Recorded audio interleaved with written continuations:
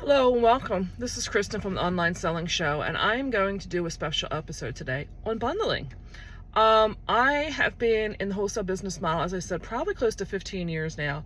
And truthfully, bundling was something that became almost a foundational piece for me, almost from the beginning of how I was able to differentiate myself and build up a business model for myself. Now, I want to put up a disclaimer right from the beginning. When I'm doing this video, it is strictly for eBay and possibly a website of your own if you're doing it that way. I am not talking about the Amazon Marketplace. The Amazon Marketplace has a lot more restrictions, a lot more requirements, and that is something that you're gonna have to do an education for, completely not in anything I'm going to be teaching, because I've said before, I am looking to build this channel up as a new eBay store that in the next 2 to 3 years will become a supplemental income for me and my husband in our retirement. I do not plan to have anything to do with Amazon, so the ideology of what I'm going to teach, some of it may be good in creating bundles, but how and where you're going to sell them on Amazon Marketplace, you'll have to do research somewhere else. So having said all that, I bought a bunch of Fisher Price Little People stuff this past the weekend, at an estate sale. And a lot of my strategy on that is going to be bundling the pieces up. And I realized that you may have questions, or maybe you're not thinking the full sphere of what is available in bundling. And I was figuring we're just going to walk the aisles of Hobby Lobby, which is where I'm at. I was here over the weekend, and that's when it dawned on me. I'm like, you know what, Kristen? My mind is so trained in thinking try to think in a 360, that I realized that maybe some of you are struggling when you go to like the estate sales, or you're going to yard sales or thrift stores, and you're struggling because you're getting there and you're not finding things that are going to be profitable. And maybe some of these strategies would work. And another idea is that there may be some retail arbitrage that you want to mix in to your business. And if you're not familiar, retail arbitrage is basically you're buying stuff at regular retail stores, whether it's full price or discounted, and you're bringing it to the eBay platform to resell. And some of you may look at it and say, well, I don't know how you're going to be able to make that profitable. Some of you may be against trying to mark up from a retail price. I'm going to show you some of the ways that my brain has been trained and how I can assess what some of this stuff is. So let's go in and we'll start talking about it. Right off the bat, walking in the door are these items, otherwise known as charger plates. These are something that nobody's going to have just one of. You could bundle these together, do 2, 4, 6, 8. There's one item that you could bundle, do them in what I call a set. You've never done food, which I don't particularly care for. There's a lot of people that buy these seasonal different ones, bundle them in 2 or 3 packs, and they'll sell them that way. Here's another item. Maybe you can buy these ready to paint things and put some paints together with it with a couple of paintbrushes and make it a whole ready to paint set. I'm looking at these ornaments. Yeah, they're not that expensive, but I don't know. Maybe you can put together a custom color that is like the hot thing for the season. Maybe you do, the pink, the platinum, and the white, and buy these and just reconfigure them in the colors that you bring in. Even walking far, I mean, like right here is the ornaments. Here's another thing. Maybe you bring these in and you sell them as a boy and a girl set.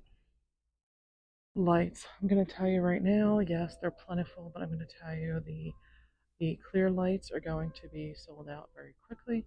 Maybe this is something you buy early in the season and then you sell a lot of like 3 of them together closer to the season, so that when people are looking for the clear lights, you can be the one having them and offering them. Here again, haven't walked far. Here's all the garlands.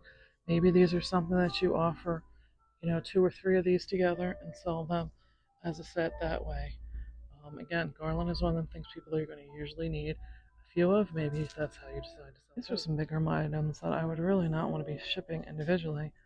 But truthfully, maybe you put the pink and the red together and sell them, because it's not going to be that much more to ship 2 or 3 versus 1. These Kind of little plaques and figures have gotten very popular with people doing their tier trays. Maybe you put together a tier tray and show it, and then you sell the components as a ready-made kit, and somebody can do it themselves. So there is a reason why there is aisles and aisles of all of these little tchotchke stuff now. And there's a lot of people that can't think constructively how to put this stuff together. If you have that gift, maybe that's how you sell this stuff. This was one item that really made me realize that I would have to do this video. A lot of people are getting into this candy theme this year. But here's something that, maybe you could do is taking something like this that has, 50% off of these four colors. Maybe you deconstruct this. Maybe you sell just the pink, just the yellow, just the blue, and just the purple. If you notice, they have these as well. Maybe you do that. Maybe you deconstruct that and just sell them by the color. That is another bundle that, again, there may be people that just want to do pink. Maybe they just want to do purple. And or maybe you just wanted the pink for your tree and you didn't want to have to buy all of that. Here again, we have the smaller ones.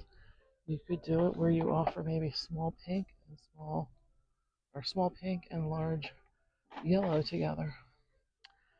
Do you have a talent for doing the mesh wreaths?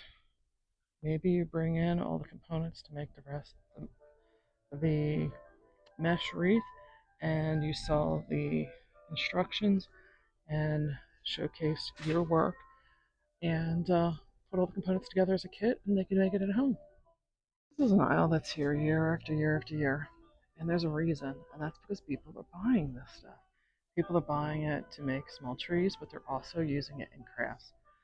So maybe you take something like the tree skirt and you bundle it with something like those ornaments and maybe some bows, and you just pick things that you think go together and how people would decorate with it. Again, doesn't have to be the same thing, but that's how you do it. This is an aisle that amazes me every year. I get a lot of the same picks year after year. And I'm going to tell you, if you've been shopping here, you know that there's those favorites that sell out every year. Maybe that's what you're doing. Maybe you come in here and you pick up the picks and you sell them as 5 or 6 in a lot of a set. So there is reasons why they bring them back year after year after year. I'm going to tell you, there's sections like here already picked over. Areas with big gaps already. Maybe you're another one, like I said, maybe this is something you do a craft and you sell the components of it. Different ways of thinking about it. Here's an item. They bring it back every year. Maybe you combine that with a stencil and sell it as a kit to have for, doing their windows. Area. Maybe you do the candle and the candle ring and you sell them as a set. I don't know how many people would be buying a candle ring and not have a use for a candle to go with it. Here's another item. I said these are big to ship, but it really would not be that big of a deal to put 2 of them together, because shipping the second one is not going to be that much more expensive than shipping one. And, I don't know how many more they're getting in, but this section is already either very picked over or they haven't got much in yet. But there's several selections here. You could, well, really, no, there's only the 2. You could put the Mr. and Mrs. together and make that a bundle. Every year they do these freestanding, and then you may be like, my lord, do they really? Yeah, they do sell this. It's here every year. And I'm going to tell you, from doing card making and stuff, like things like this, people look for, and basically once the stores sell out, they are gone. So, maybe you're bringing in some of these 2 or 3 packs of these and selling them. And, sometimes you may not sell it right away, but after the fact, after the season, as people are starting to get into the craft making and now they can't find it, maybe that's an idea if we put together.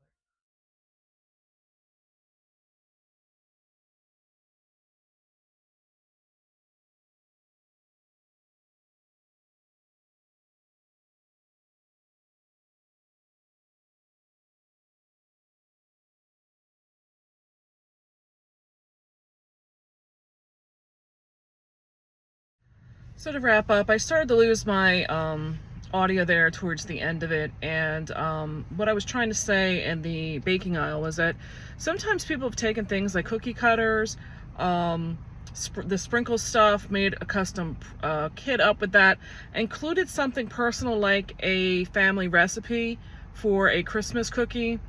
You can print it out very, pretty on a, colored background or something, or a recipe card, maybe you handwrite out.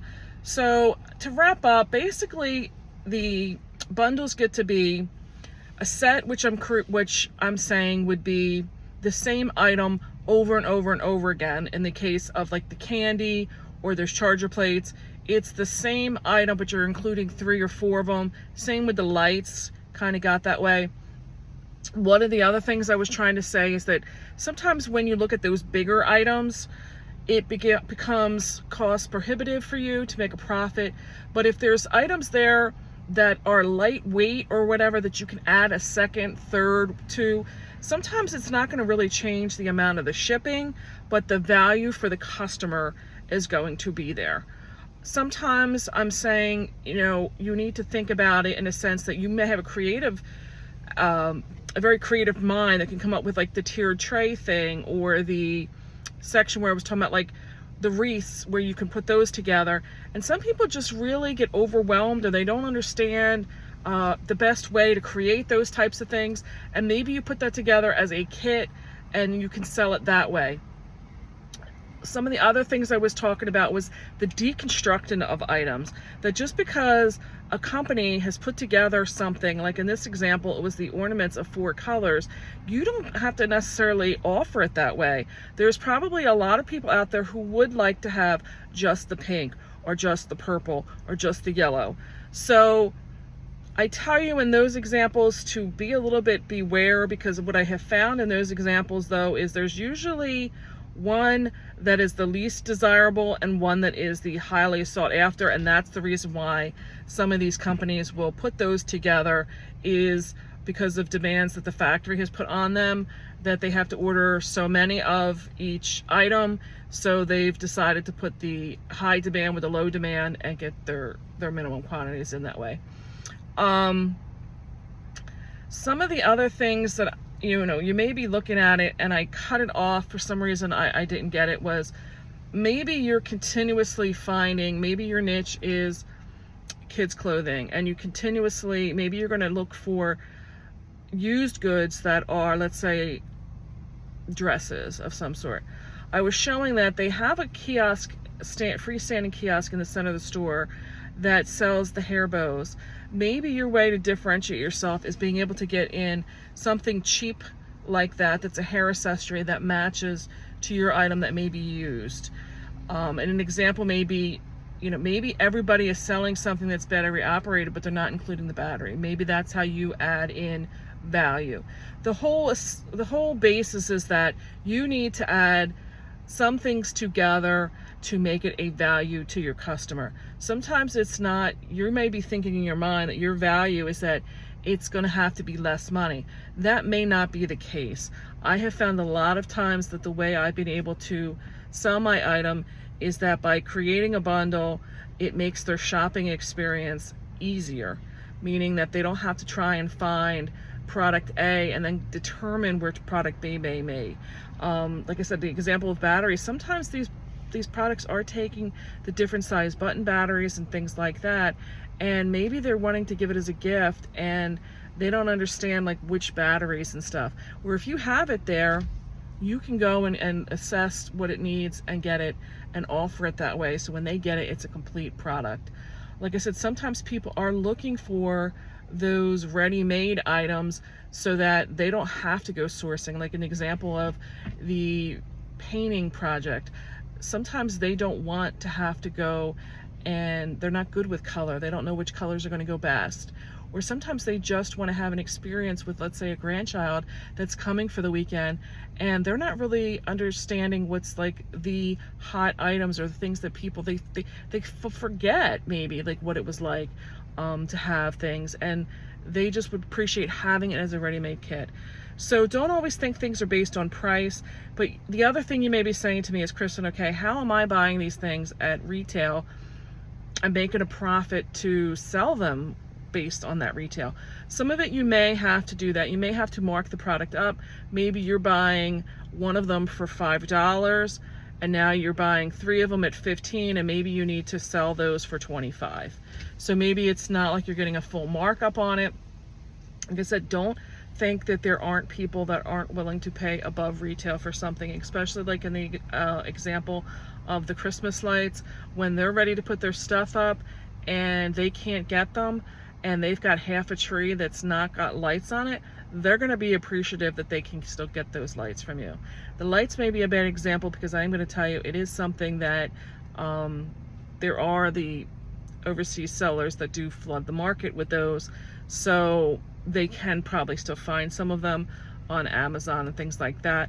But I'm just trying to open your mind up to think about maybe there is other items out there. Like I said, I know when I go to yard sales and stuff in my area, there are certain things that you see and find over and over and over again.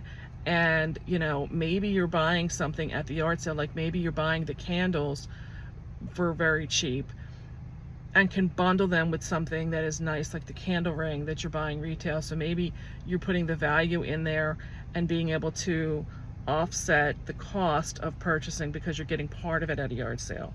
So I hope this does give you some different ways of thinking about some things. Maybe it's going to open up some things for you now that haven't been something you've seen in the past. Like I said, I just know that that's how my mind has worked. So I would appreciate some thumbs up if you got some inspiration out of this. I would highly appreciate if you would subscribe down below. It would help me grow this channel, but just not for me, but it would put my future videos in your feed when you subscribe. And please leave any comments. Let me know if I'm missing anything. Is there some way that you're doing some kind of a bundle that maybe I wasn't even considering? I'm always open to hearing your comments, and I appreciate your time, and I'll catch you on the next one. Bye for now.